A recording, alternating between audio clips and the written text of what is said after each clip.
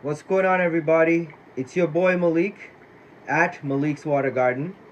Welcome back to the channel. We're actually standing in front of my Geophagus redhead tapajos and L333 Porto Dumas first generation growths tank. And basically, it's 3:30 in the afternoon, and the lights in my fish room are off. And I'm actually filming right now with my iPad light. Basically, our video today is gonna cover why you should look at your fish tanks at night or when the lights are off. Now, if you haven't subscribed, please subscribe down below and hit that notification icon because a new fish room tour is coming real soon. All these tanks are all clean, glasses and all ready to be filmed actually. So I'm gonna start doing that very soon. Probably not today because I still have a few tanks to clean. So I want to get everything done and ready before I start filming. But an extensive fish room tour is coming within the next few weeks. And it'll probably be in several parts, so you don't have to watch the entire thing. I'll do it in sections, so each section of the room will have its own little video. So please subscribe down below and hit that notification icon so you get updated when that video as well as other videos like this get uploaded. Now in today's video we're going to look at why you should be checking out your tanks at night. I don't mean to freak out your fish, but it's a really good idea to randomly go at like a half an hour before the lights come on or something like that. In this room I always have ambient light, so I can always see what's going on in the tanks even without using a flashlight.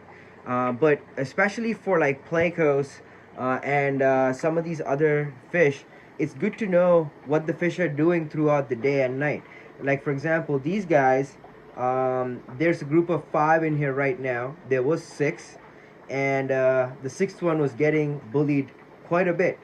Now, it wasn't happening during the daytime because or anytime I was looking in the tank, all 6 of them were in a group together and they were fine. They were not attacking each other. There was always the occasional chasing around, but no broken tails, no broken top fins or anything like that. But what the big male right here, this guy here, like you can see in the bottom, so he's the dominant male right now, tank boss. He's actually quite large. What he has been doing was biting the other male at an exact spot.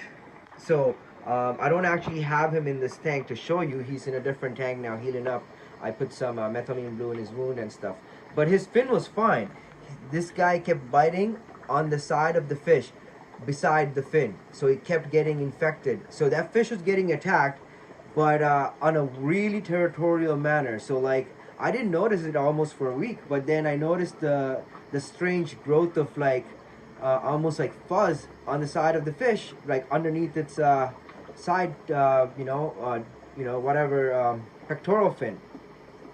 And I was like, what is that pinkish stuff underneath the pectoral fin, at the base of the pectoral fin? And then it turns out to be a giant wound where this guy had been biting him. I only saw that him biting him at night. When I looked into the tank a couple of times, I saw him actually physically biting that area. The rest of the time, when I look in, he just does the occasional posturing. That's a subdominant male. That used to be the tank boss. He was the bigger male, but this guy took over. And since then, he has been a little bit of a bully. And also, another thing was I had a pair of discus in here, which I moved to the tank behind me for breeding in the summertime. So I guess he now is the actual tank boss, because before that the discus were the tank boss, the pair. And this guy was not the tank boss, although he was the most dominant tapajo. So basically now he has become the tank boss and he has been attacking the other fish. So long story short, if I hadn't watched the tank at night, I wouldn't have known why the other fish was getting that strange growth underneath or at the base of his fin. So basically that's a really good idea to occasionally look into your tank. And also, if you're keeping plecos, you can also see their activity at night is a little bit different than during the day. They're a little bit more active.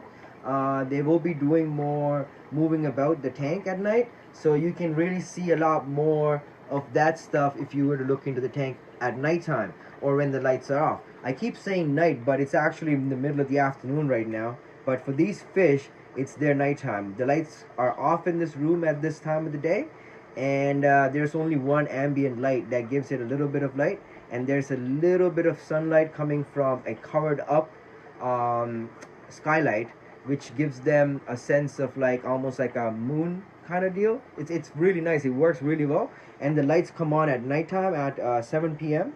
and it stays on all night. There's two 6-hour light cycles, so half of the tanks get 6 hours of light from 7 till 1 p.m. or 1 a.m. in the morning, so 7 p.m. till 1 a.m. and the other half of the tanks get light from 1 a.m. till 7 a.m. in the morning. The reason I chose these times was because in Toronto, where I live, where this fish room is located, electricity costs are actually cheaper at night.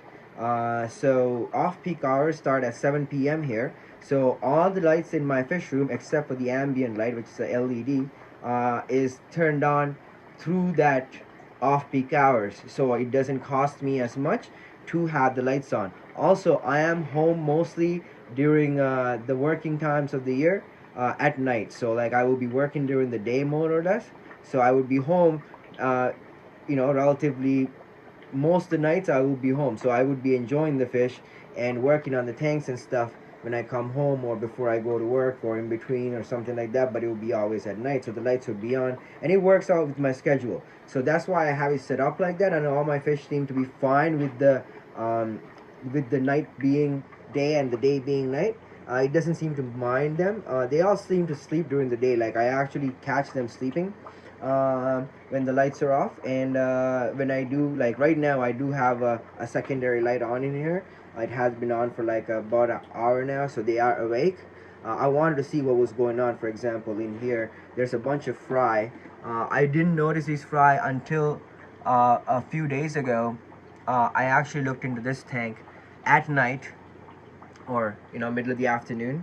Actually it was like probably like 8 or 9 in the morning, and I think I just woke up, and I was walking through and just looking through the tanks, and I saw like a really little movement on the glass. So I was like, what is that? And I pulled my flashlight on my phone and started looking through the tank, and lo and behold, there's a fry. So I have my L134 group in here. I did not think they were going to be spawning yet. I mean, this guy is mature. He's about 3.5 inches. These guys down here, most of the females are about 2.5 inches. There's 9 or 10 in here. I had originally 12. I did lose a couple, so I think I have 9, or I think I have 10, but I've only been counting 9, so there could be only 9 in here. But they are all doing well, and I have been seeing all 9 of the ones I have been counting. So like I can tell them each apart because they all have distinct markings. So I'm trying to film a fry for you. Oh, there it is. There's one right there. You see it? Right there. You see that guy on the clay pot? Right underneath the clay pot. Let me try to get him on camera. Oh my god, he's hiding. He knows me now. So basically, my point is, there's a bunch of fry in here. L134. So sorry, L340 Mega Clown Pecos. Hypancistrus L340 Mega Clown Pecos. So there's a bunch of fry in here, and I'm really excited. And I only noticed that because I looked into the tank at night, or when the lights are off. So what I ended up doing was I had a pair of discus in here, which got moved over. You can see those guys right here. See how big they are? Oh my god, he's big, eh? My other pair of discus are in here. So they're gonna be spawning soon. It's summertime. Oh, there's the other Geophagus. So let's see, he's better now. His fins have been healing up a lot more. But his fins were not damaged at all. It was just the base of the fin. So you see where the fin attaches to the body? That whole area was bitten up.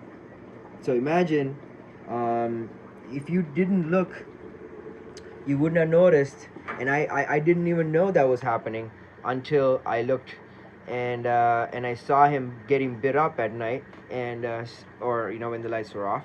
I keep saying night, but it's literally middle of the day. So essentially, whenever the lights are off, you should check your tanks. You will see a lot of different behavior in your fish, actually, especially these L340 Mega Clown Pecos. They're a lot more active when the lights are off. The fry are definitely active. You can see that little guy right there. You can see his eyes moving about. Can you see him? There he is. There he is. Look at him. There he is. So there's a lot. There's about, I've been counting at least 5 or 6 at different times, but I'm thinking there's more because I can tell that there's the ones I've been counting all the time. They all have different markings, right? So you can tell them apart quite easily. Especially these ones, like the adults, I know which ones are which. So like when I say I have 9, I know which ones the 9 are. Like I know them individually. So I'm really excited to get these guys growing. Anyways, I just want to give you guys a quick update on the fish room, and show you guys how things look at nighttime or when the lights are turned off. This tank was in the middle of water changes, and I finished all the water I had sitting. So I figured I'm not gonna really push it to put tap water in here without aging it for a few days. So that's why it's like half full.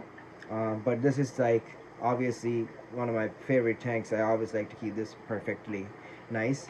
And there's an update on this guy coming up. I'm pretty sure you've seen him in the last few videos, but he's a Rio Atabapo angelfish.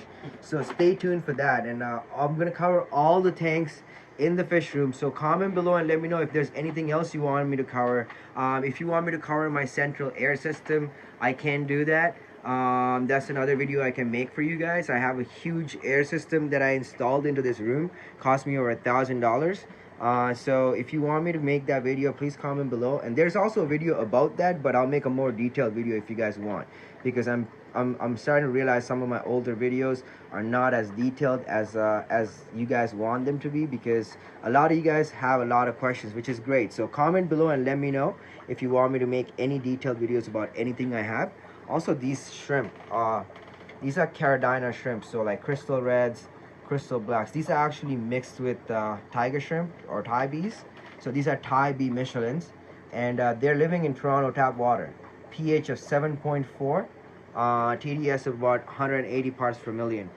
So if you are one of my subscribers from Toronto, I do have fry that are now being born in tap water that I am confident in selling to you with that will survive and thrive in your own tap water, in Toronto tap water at least. So Toronto, if you're in Toronto, if you're getting water from Lake Ontario, which most of you guys are, I'm trying to find some fry. There's a lot in here. Yes, oh, there's one right there. Look at the tiny little guy. This has fish in it too. This has Corridoras. It has my Duplicarius breeding group. See right there. And it has 8 L015 candy stripe plecos right there. Gorgeous. Now these guys are also quite nocturnal, and then it has these guys, my Rhinoloricaria lanceolata breeding pair, which I have quite a bit of fry from now, and they are going to spawn again, so I'm excited for that. And I also have eggs from the L010A red lizard catfish. The male is actually in a cave guarding them right now. I'll show you that real quickly. There are some eggs outside that I have been keeping from going bad. I do have tricks to do that. The last batch of L010A from the other male, not this guy here, this is El Diablo, but my subdominant male that is in a separate tank now, he got me a clutch of eggs. They were not doing too well. The fry were not as healthy. They didn't make it. So I'm not too worried because I think it's his first time. They were also very small comparatively. So I'm going to let them do their thing again. They are in this tank. I'm going to try to find them. But yeah, I can't really. But anyways, those are some of the updates I have for you guys. And I'll make a video with lights on later today or in the next couple of days. So stay tuned for that. And if you haven't subscribed, please subscribe down below. Hit that notification icon. Please also comment below and let me know what you guys want to see. And as always, thank you so much for your support. I love you all. God bless.